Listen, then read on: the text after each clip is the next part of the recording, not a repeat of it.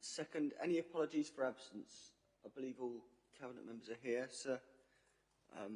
There's no apologies. Not any. I know Stephen Vickers, as Chief Executive, gives his apologies.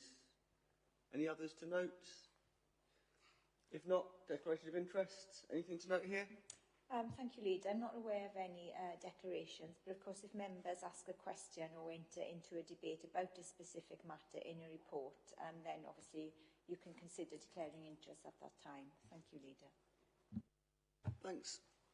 Okay, on to item number 4 then, which is confirmation of the minutes from the 17th of July. Any matters arising from those minutes? Everyone happy to agree? Yeah. That's agreed. Thank you. Any updates on actions we need to note? No actions. Thanks, Nigel. Which brings us then to agenda item 6, which is the financial forecast 2023-24. And if I bring in Sue to outline this one. Thank you, Leader. This report outlines the anticipated, I stress, the projected outturn for the 23-24 financial year based upon the extensive engagement that we always undertake with our departments, budget holders, strategic director engagement, up as far as July 23. And it's fair to say that this represents a very solid position for us to be in. The initial forecast indicates that we are potentially heading for a net revenue budget underspend of just under £1 million against a budget total of 223 million. So, you know, around the 0.5% mark, thereabouts, is an excellent position to be in when you're looking at what is essentially landing a helicopter on a postage stamp to bring in a budget of that size, you know, within a prudent tolerance, and to be projecting this level is a reassuring position. And I'm sure the Leader will want to comment a little bit more widely about the context that other local authorities are experiencing at the moment. But I would just want to take the opportunity to again commend the excellent financial discipline of our departments and our staff and Cabinet colleagues too for overseeing that discipline, and to the Resources Department, to Nigel, to Dave Lilly and the team for their continued engagement with those departments. That degree of trust that they have with our departments and with our schools is just essential to being able to manage our finances as well as we do, and I really applaud it. In terms of the report, there's also observations around the reserves, which, while they're still above levels of 2020, we did make conscious decisions around using reserves to fund the spike in energy costs. So I would just recommend to members the prudent approach that's being suggested in terms of ensuring that we're above our minimum thresholds at the very least in terms of reserves. So I think, yes, generally with the contextual warning, this is a projection. Variations can and will occur at times, and we should be prepared for that. And again, I'm sure the Leader will have more to say about the challenges that, despite Welsh Government's best efforts, are definitely coming the way of Welsh councils, though hopefully not to the sort of tsunami of pressures that the English authorities have been facing. So, yes, I commend the report to you, and I'll hand to Nigel for the detail, and then perhaps the Leader to sum up. Thank you, Executive Member. I mean, I won't add too much to what has been said. Yes, this is our month 4 forecast, and it is a reasonably good position. There are some pressures; those are articulated largely in the paragraphs that follow in 3.2, which takes you through the services and brings out areas where there are pressure and where we've got to continue to work. I know all my strategic director colleagues want to work and stay within the budget, and if possible improve on this position, because as the executive member rightly points out, we have got a lot of financial headwinds we've got to challenge, and if we can land this year's budget positively, if we can increase or stabilise our reserves and financial resilience, that just helps moving forward. So in 3.2 we bring out The reasons for the variances, both positive and areas we are working on. As I say, all strategic directors are working on their budgets. In 3.3, we talk about the mitigations and that we're expecting to achieve them all. The capital programme is there. There are a lot of changes in here, and those are all then detailed in paragraph 4.2. There is the usual table on reserves that we always accompany reports, both ours and schools. And then there's some commentary on the operational level and the commitments we agreed as part of the budget, and a comment towards the end of that paragraph that any underspend should it be, in its first instance, go to try and increase the general fund when we close down the accounts. So that is, basically the report. A good and healthy position as at month 4, Leader. Thank you, Nigel, and thank you, Sue, and thank you for that that run through and for the work that's gone on. I think that financial discipline, both from the centre and from services, is very much appreciated, especially at the times that we find ourselves in. I think sometimes the forecasts are quite difficult for people outside to understand, especially in the way they're forecast sometimes. I think it's important that we put this in the context of the overall budget, which is £223 million.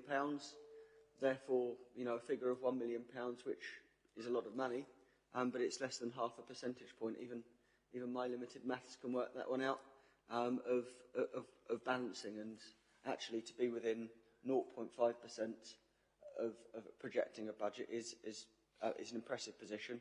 And as has been said, it's a lot better than the alternative of being overspent and then having to make adjustments in year that have an impact on services.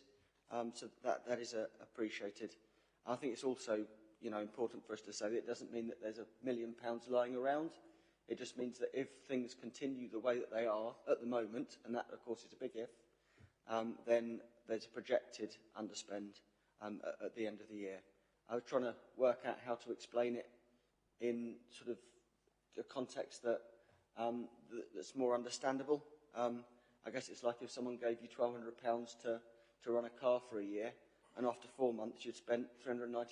So you've not quite spent the £400. You had a fiver spare, but it doesn't mean that fiver's going anywhere, because it could mean in months to come, the price of petrol could go up, other things could happen that put you into a position where you're needing to use that projected surplus to bring you back in line. So it doesn't mean that we've got money lying about, and I think it's vital to have the capacity that we've got, especially given the complexity of the services that we run and the current funding conditions that we've talked about a lot. So I do think this puts us in the best possible position as a council to deal with the difficulties that are coming our way and that we've read about in other council areas, both in Wales and across the UK. So I think that's a credit to everyone who's been a part of that. Any questions before we move to the recommendations, David? Oh, sorry. Yeah, I mean, it's my annual kind of caveat, really, which, obviously prudence is a big part of this, but I think with adult services, I think it's worth me pointing out yet again that the underspend is due to us being unable to recruit to those services. So it's not a good thing that we're underspent in that area. It means that whilst we're delivering the services that we are, statutory obliged to provide, we're doing so in spite of being able to spend that money and recruit to those services. And that, it would be mighty helpful to be able to spend that money, if I'm honest, and to sort of pick up and run with your car analogy. It's a bit like not being able to get a part for your car at that point in time, and to say, oh well, we don't need it, or we'll just spend the money that we've reserved for that part is not, it doesn't make sense. You still need that part, and you still need to spend that money at some point. So we still need this these roles that we've got. So we can't simply spend this money on other revenue projects because it is needed in adult services, just we can't recruit to those services. So there's a national issue, a UK-wide issue, I understand, So, yeah, the situation is changing regularly as well. So, you know, as you rightly pointed out, it's a forecast that can change this year, next year, future. Thanks, David.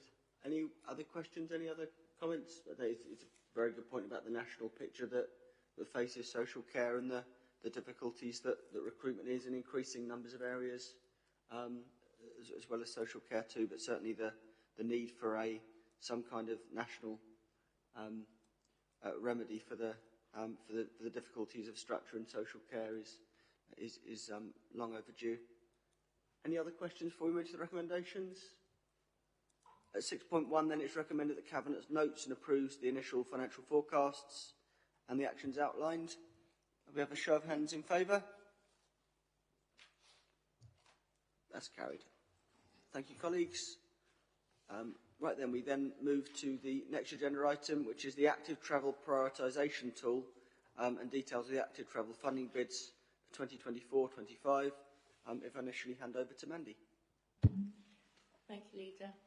As members will be aware, the Active Travel Wales Act places a number of duties on local authorities, and this includes securing new and improved active travel routes and facilities and promote active travel journeys. This is with the stated aim of making it easier for people to walk and cycle in Wales, especially to promote walking and cycling as viable modes of transport for everyday journeys. Following scrutiny committee earlier this year, this report provides details of the long-term operational delivery prioritisation plan for the active travel schemes in the county, as well as giving specific approval for the active travel grant submission for feasibility, design and delivery in 24-25, subject to guidance received from Welsh Government, which is expected during late 23, possibly early 24.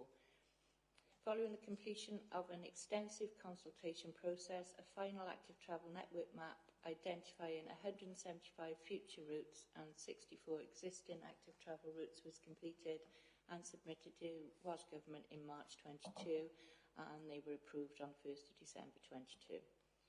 Since this time, extensive work has been carried out by the Department to complete the prioritisation plan, utilising the tool developed for Transport for Wales and Torfaen Council to ensure that active travel schemes which are developed and constructed will have the highest impact for our communities and will encourage transition from the car to active travel. The use of the tool also ensures we are demonstrating a robust and evidence-based approach to determine our future funding bid submissions for active travel. So, as such, this report seeks the approval for the following. The Cabinet approves a prioritised long list of active travel schemes to form a 15-year delivery plan for the county. They approve that there's a proposed deviation from the prioritised list of active travel routes to be funded. Cabinet approves this. Will only take place following a sign-off from myself as Cabinet member, and the Cabinet approves the list of active travel funding bids for 24-25 as detailed in Appendix 3 of the report. Approval of this report will also secure the long-term operational delivery prioritisation plan for active travel schemes in the county, and I can now hand over to Mark Thomas to talk you through the report in more detail. Thank you.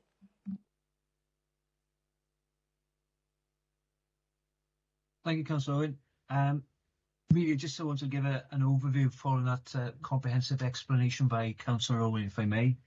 As Councillor Owen has suggested, we've got, through consultation, we've identified sort of 175 future routes, 64 existing routes. During sort of late 2022, Torfaen identified the need to produce a prioritisation tool. And this was overtaken by a national initiative with the same objective by Transport for Wales, acting on behalf of the Welsh Government. As described, the prioritisation tool really will provide a delivery plan subject to obviously the annual provision of grant funding from Welsh Government. That prioritised list is shown in Appendix 1 with a scoring mechanism as well.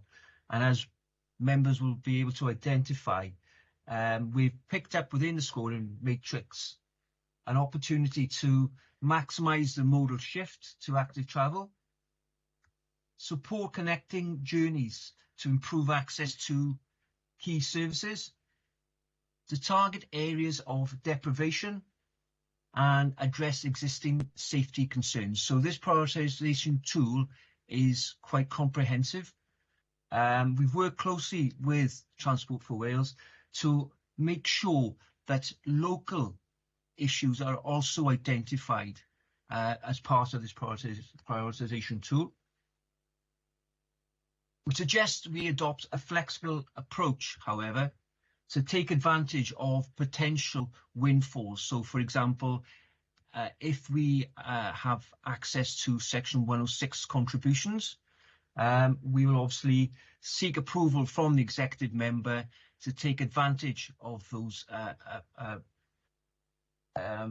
identified funding mechanisms, and obviously there may be an opportunity to provide those services and the schemes slightly out of sequence, but obviously, as I say, just taking advantage of any associated funding mechanisms. So briefly, therefore, there's a request that Cabinet consider the report, approve it, and approve the suggested approach to deliver active travel schemes. Thank you. Thank you, Mark, and thank you, Mandy, and thank you to all the officers who've worked on this. Any questions, colleagues, before we move to the recommendations? Sue? Just an observation, really, which is it's great to see the expansion of active travel routes. It's one of those things, as we encourage more citizens, more residents in Torfaen, particularly children, to be cycling as well as walking. It pays to be mindful of the cycling skills that are needed to be cycling along even safe routes to cross busy roads, main roads. So it's just one of those observations, really, that we need to be working with partners as well to ensure that proficiency training keeps pace with the kind of expansion we're looking for in cycle use. But you know, I think it's really encouraging to see this. Thank you. Any other questions? Any other comments? Okay, if we move to the recommendations then at paragraph 8, that Cabinet approves the prioritised long list of active travel schemes to form the 15-year delivery plan for the county and the adoption of the method used, which is in line with the Active Travel Act guidance and funding bid requirements, which is highlighted in Appendix 2. Secondly, that Cabinet approves it if there is a proposed deviation from the prioritised list of active travel routes to be funded, that Cabinet approves this will only take place following the sign-off from the executive member via a formal report. And thirdly, that Cabinet approves the list of active travel funding bids for 2024-25 as detailed in Appendix 3. If I can have a show of hands in favour. That's carried. Thank you, colleagues. That brings Cabinet today to a close.